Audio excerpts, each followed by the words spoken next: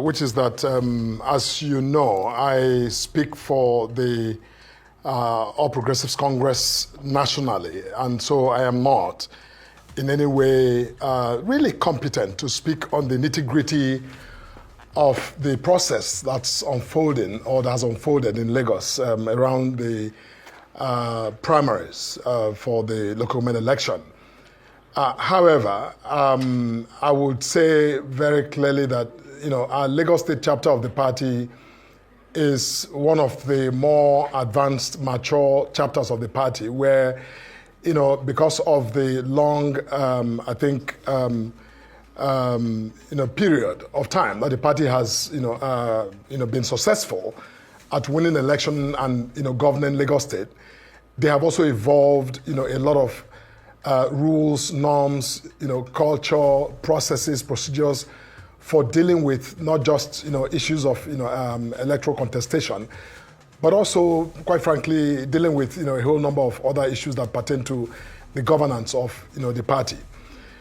I was a very distant observer of the process itself, and quite frankly, Doctor, there's nothing that has arisen in the conduct of this primaries for the local government election that was whether unexpected or was really even rising to the level of a tremor, let alone an earthquake. I think that everything that has happened is to be expected within the context of any process for an election, especially an eternal election, where it's really one political family, people jostling for position and for interests.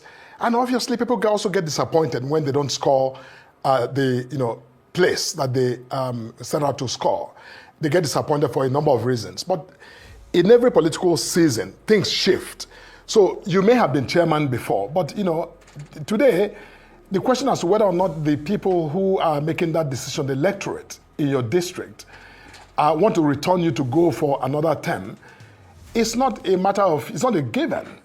It has to be contested and earned. So it all depends on how they assess maybe your performance, maybe your outreach, maybe your engagement. You may have performed brilliantly, but didn't quite engage and translate your doings into, that political consciousness that can then move people to support you in this sort of, an engagement. So, it's a lot of issues, but my confidence is that, one, the people who are involved, Lagos State chapter is under the leadership of the Governor, His Excellency Governor Sanwo-Olu. And, you just mentioned Babajide Ogala, who is a highly respected leader of our party, who was chairman or is chairman of the election committee.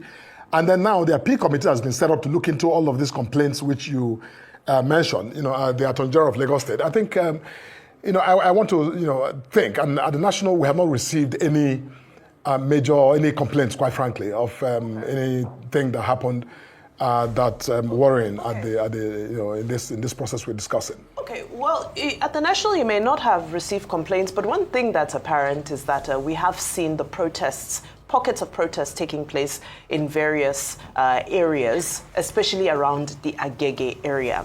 Now, I'm just curious as to why you think that the name of the Honorable Speaker, Mudashiru Obasa, tends to get dropped into these conversations. So, for example, at the protest in Agege yesterday, for example, there were placards of people who were protesting against the Honorable Speaker. Now, this is coming just a few weeks after we've just concluded the controversy around the impeachment and reinstatement from impeachment of the Honorable Speaker as well. Just curious, from your perspective at the national level, why do you feel this Speaker of the Lagos State House of Assembly seems to be embroiled in, his name is included whenever there appears to be controversy here in Lagos State? Your assessment, just from your national level perspective.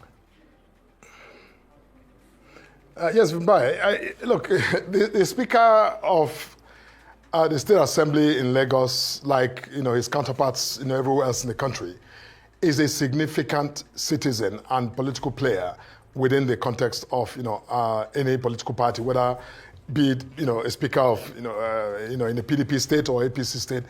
That's a significant position.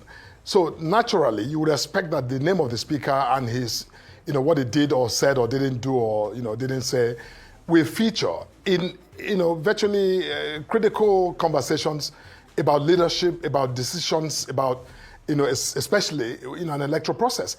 But that does not mean that the speaker may be doing all of the things that may be suggested that he's doing or saying or influencing. I think we must understand, quite frankly, that in politics there's a lot of ascriptions. People ascribe all kinds of things to people.